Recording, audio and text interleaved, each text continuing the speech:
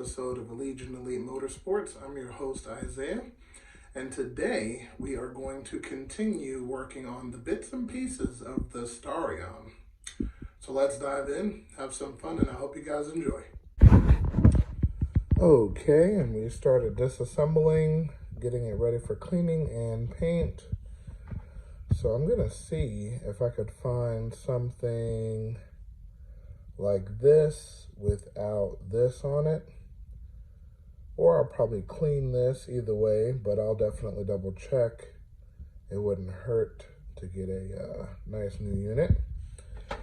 Also took the piece that was here off, including all of the vacuum lines that were up here. So after that, I'm going to take the intake manifold apart because it is two-piece.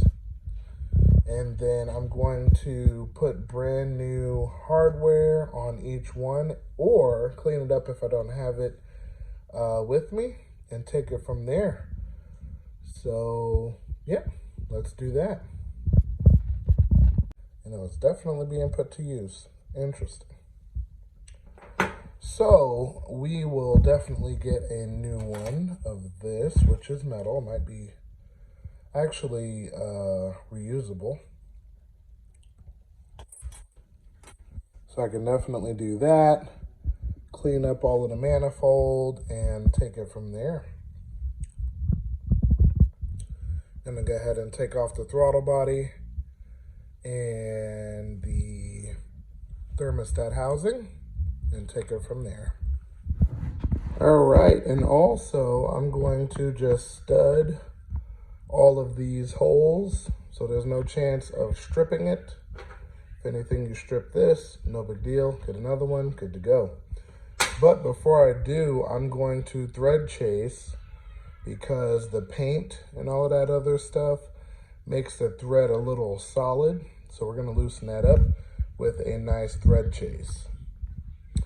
Okay, and I'm using this set, which you can put it to an impact gun, and it's M8 1.25 is a thread pattern and pitch for this guy. So I'm gonna take this, twist it in here nice and easy. Alrighty. There we go. And we're gonna go in and out until that thread is nice and clean. So I will be back. Okay, so this one is ready to be cleaned. Okay, I wanted to talk to you guys about the thermostat. This is just a plate with the thermostat spring-loaded contraption removed, and the reason you keep the plate is to slow down the water so it's still cooled. Okay, so same deal. If you have a thermostat that's stuck open, it's still going to slow down the water good enough to cool it, and that's what you want to achieve. So it actually keeps the engine cool. So whether you go full thermostat or just a plate, either one is perfectly fine, actually. So that's that. I actually do want to replace this because this goes to the gauge. On the aftermarket setup is slightly different, but this one goes to the temperature gauge inside the car. So that one's not working. But anyway, so this one's ready to be clean. I thread chased all of the threads. It's ready to go, and I'm going to take off the throttle body there, get that one prepped up and ready to go, and clean it up. Okay, got the top piece washed, and you can see the difference between that and this. So let's wash the bottom. Okay, so this is as clean as it's gonna get. Next, I am going to tape up everything I don't want painted, and we're gonna take it from there. I'm going to cover this area, the face, which needs to be cleaned up. This area, gonna wrap that guy up, cover this guy, and let's see, on this one, we're gonna cover the throttle body, this guy here, and that should do it. So yeah, everything else can receive paint. I might cover these guys up too. But yeah, everything's gonna get painted. So let's see our first coat. Okay. Excuse the noise in the background. Cooling, actually not cooling, but I'm actually air drying the manifold. It's freshly painted, but we'll get to that in a second. And these are all the old sensors. It's amazing what this wheel will do. You can tell this is the old sensor right up top. It's all nasty and dirty, but barely. I love it. And yep, there's the oil right there. But I did this to each and every fitting that was on the manifold, including all the vacuums, including the housing. But this is going to get painted, so I'm not too worried about that. And including this one, just in case the hardware store doesn't have it, it's already prepped and ready to go.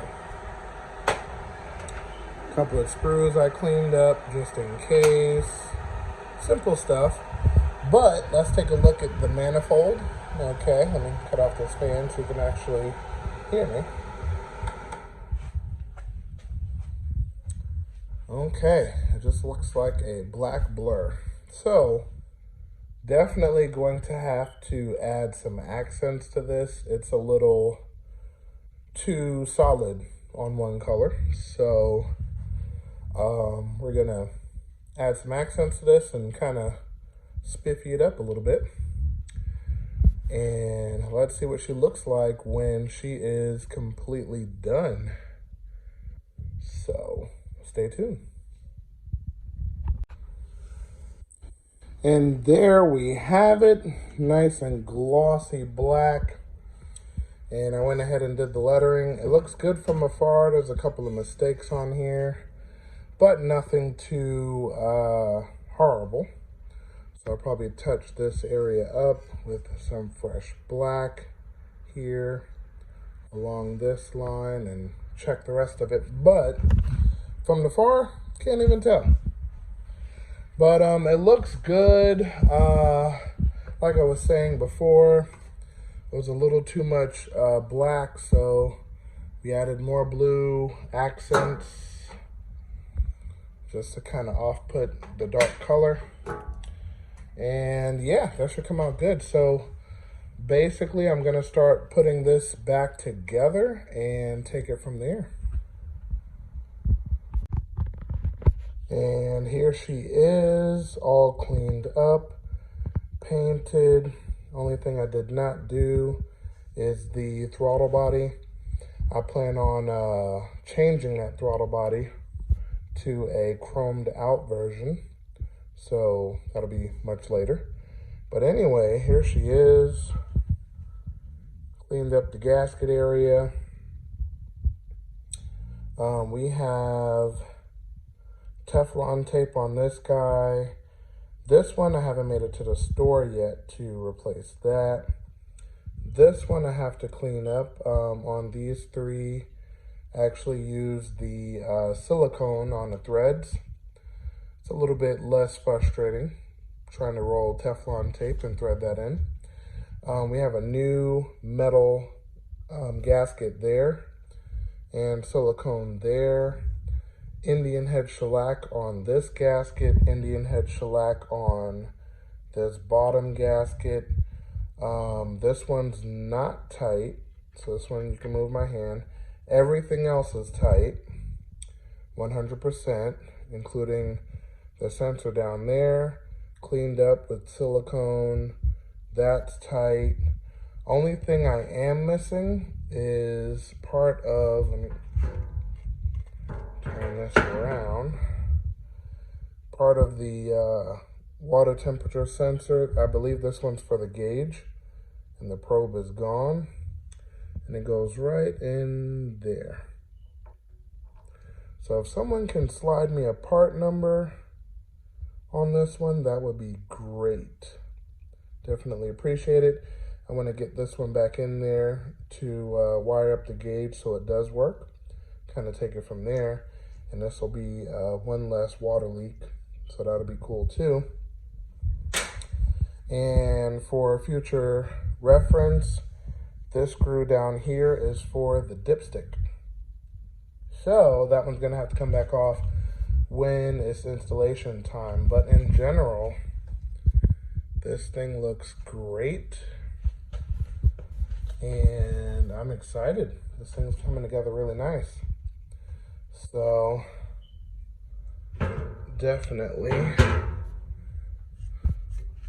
little extra cleanup, but she'll be right as rain. But she looks good. She's ready for action.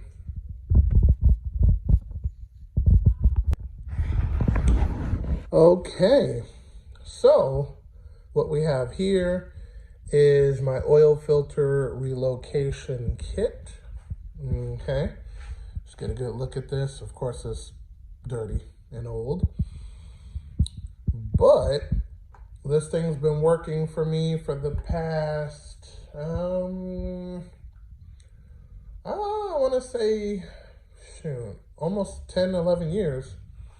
I think this was one of the many upgrades I got first because I used to have a Treadstone turbo manifold way back in the day.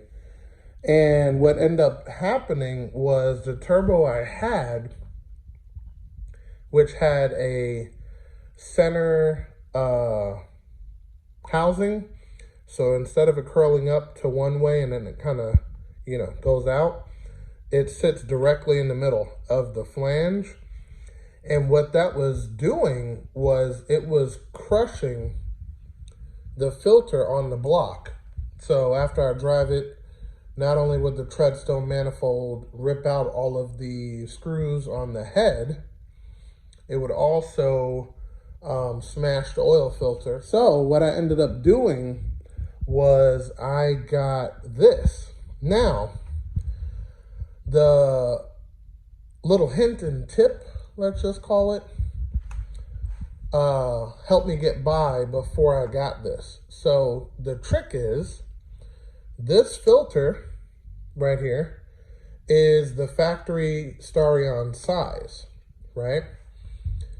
But you can take and use a Honda Civic filter, which is the same thread pattern, but it's way smaller. So it would be pretty much the size of this item here, which kept me from smashing the oil filter at the time. But because the turbo was so close, I ended up not liking it because it was too hot to change the oil and stuff like that. So because the Civic oil filter fits and, works like normal, kind of like a emergency thing, because I'm noticing, maybe it's because of where I go, but every time I go to get a filter, they have to order it. So with that being said, if you're in a crunch and you need to change that oil, you can definitely go get a Honda Civic filter, 98 Honda Civic DX will be the model, and that filter will fit the Starion housing, no problem. So what I ended up doing was, because that fit, I ended up getting a oil filter relocation kit for a Civic because it fits exactly the same. And this is what I've been using for a very, very long time. Before multi-port, before all of that, this is what I was using. Now, when you start running one of these, a lot of people are concerned about, oh man, am I going to lose oil pressure, right? And for me to run this item for so long and not destroy any bottom bearings because of low oil pressure, trust me, you are good to run one of these without no issues, unless you already have a low oil pressure condition currently. So that'd be completely different. So we are changing this one. This is the only color they had way back in the day. So what I ended up doing was ordering another one for a Honda Civic, and it's in. All right, so we're not gonna use the red ones. I'm gonna take the blue ones off of here, clean it up real nice, and we're gonna reuse this, both lines, of course. Those are in good condition. I'll pop those off there.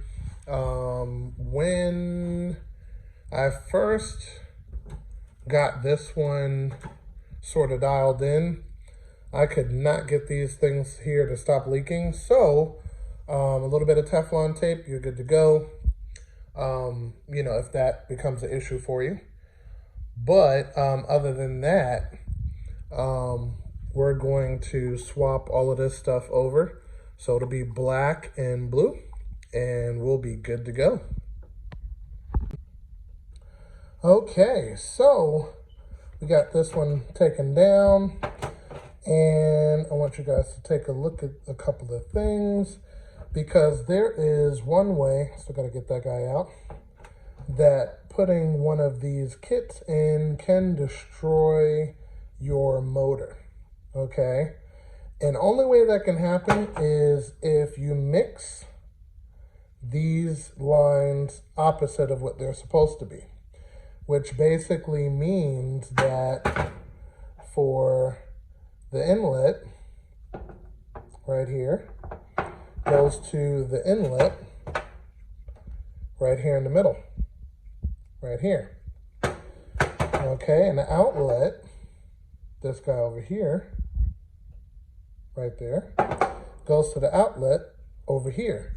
So as long as you do that simple connection, you should be 100% covered. There should be no issues with running something like this, and you should definitely be good to go. Now, I've seen a lot of different hoses and push to fit, nylon, steel braided, the fake steel braided that falls apart and catches stuff on fire, whatever. I went to a place called Royal Brass and Hose, and they do, you know, big front end loaders and stuff like that. And if you look here, once the actual steel braids are in, they triple or quad press clamp, and that never, ever, ever comes out, okay? That is way better than any push to lock or whatever, because these go on front end loaders, these go on dump trucks, turbo diesels, you name it. This is way better, stronger, higher temperature, you name it, just way better. So if you have a Royal Brass or any type of hose place in your area, best to go ahead and get this instead of accidentally catching fire with spraying oil everywhere. So that's what we're using, both sides. Gotta be careful with these steel braids, they will stab you. Yep, okay, we're good. Okay, so anyway, let's show the new kit and what it comes with. Okay, I know you previously seen this just a second ago, but it comes with mounting bracket, which goes on to this guy. You can mount it any which way you want, and that will work perfectly. This goes to the engine block, so this screws right in. It has double seals, so it will never fail. Also, once this is on the block, you could take some pliers, grab it here and righty-tighty, and then that'll be on there nice and tight. And from there, you can start running your lines. And then depending on how long the lines are that you're getting, you can mount this pretty much anywhere you want with the bracket. Also comes with some extra pieces that you will not need. And I will leave a link in the description below for this, and you can check it out yourself. And now that I look at it, I might want to keep it red to kind of accent the motor mounts a little bit and kind of off-put some of the blue, which might end up looking pretty nice. So, yeah, probably leave it like that. Also, something very important that should be noted, when you get this, all of the items need to be tightened, including this guy in the middle. So the sizes are, and this is a kit for the axles, it'll be a 30 millimeter for this guy, and then it will be, let's see what this one is, then it's a 1 inch to tighten up the red guys. So that's very important to make sure you have those tools to lock everything down before you install. And of course, you want to torque everything down to make sure that it's tight. These are AN fittings, so there'll be no thread lock needed on these. And it does have an O-ring in the back of those. So you're pretty much good after that. You can see these O-rings have had it, so good thing we're changing this out, and we'll take it from there. Okay, and it is permanently mounted. That's not going anywhere. It looks good. This is also billet aluminum, so it's not going to fall apart on you. So keep that in mind. Okay, and when it comes to these two guys here, you want to put some Teflon tape, or you can put liquid Teflon, or however you feel. This one, I believe I'm going to end up using silicone that is oil protective, and that should work perfectly. And with that being said, I hope you guys enjoyed and found this info useful or helpful in some sort of way. If you're new here, welcome. Definitely think about hitting the subscribe button and the bell icon so you can get updated notifications. Until then, I'll see you next time. And remember, knowledge is power.